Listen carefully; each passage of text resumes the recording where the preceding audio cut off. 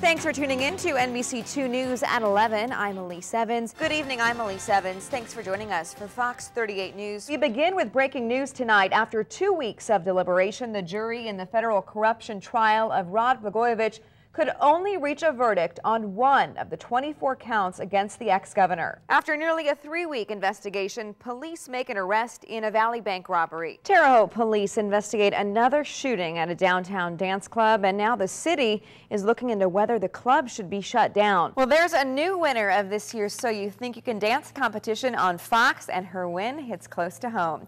18-year-old Lauren Froderman danced all the way to the top. We're used to hearing things about helping the environment and the buzzwords like green and sustainable, but 20 years ago when Trees Inc. started, that was not the case. A Davies County man is accused of stabbing his wife in the chest multiple times. Well, I just want to say I won. I do remember that. I beat him. You did, beat the pants off. Fairly easily, I believe, wasn't it? Yes, it was. We do have breaking news at this hour. We want to let you know that there has been a car accident. A cyclist was hit by a car at the intersection of 3rd and Wabash in Terre Haute. Has it ever happened that a drought doesn't end till winter and we get all that moisture with the snow? Actually, it's pretty common. He left Rose-Hulman as a chemical engineer, but came back as a major star. When you think about the best inventions, the light bulb, the telephone, and the computer come to mind. But how about the margarita machine? But as you'll see in my special report, Auschwitz Revisited, it wasn't all happily ever after.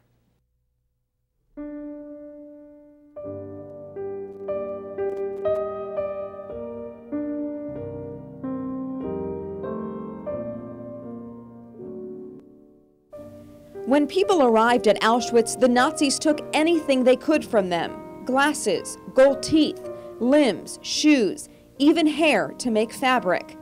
Although it's been 65 years, Eva recalls one of her obstacles after the war. Eva says while at Auschwitz, she always noticed her soap never made suds. At a memorial service in 1946, Eva learned the reason for that. Like the other items the Nazis took, they used human body fat to make the soap. I could not take shower and use soap for a long time because I developed nightmares every night until we arrived in Israel that I was washing, taking a shower, and the soap turned into the voices of my parents and my sisters.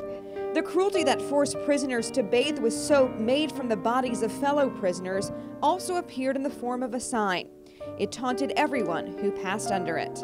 The original Arbet Macht Frei sign was stolen in 2009. This is a replica, but the words still sting with irony. Work will set you free. For some, it was only death that meant freedom.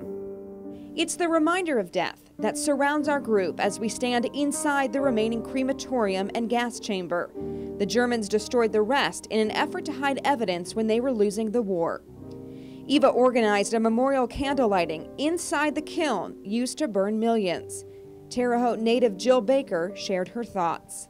I'll light this candle for all those who have lost their lives to cruelty and hatred, and those who lost their souls perpetrating cruelty and hatred. For Chicago resident Dan Filowitz, visiting the camps was personal. His grandparents were prisoners. They lost their first spouses and children to the Nazis. So had it not been for Auschwitz, his grandparents would not have met, and Dan realizes he would not have been born. My grandfather, Leo Filowitz, my grandmother, Carol Filowitz, Virginia and her sister, Lydia, who helped them survive, for everyone else in the family who did not make it out. People who didn't go to the gas chamber learned living was sometimes worse. Eva says some people couldn't handle suffering under Nazi control, so they found their own way of escape. Many people lost their will to live and threw their bodies against the electric barbed wire, because for them, death was better than life. We would see people hanging from those barbed wires because they given up their spirit to fight for one more day. On her return trips, Eva makes a point of touching the barbed wire to remind herself that now she is free. I can go into the camp and go out, which meant to me that I was free.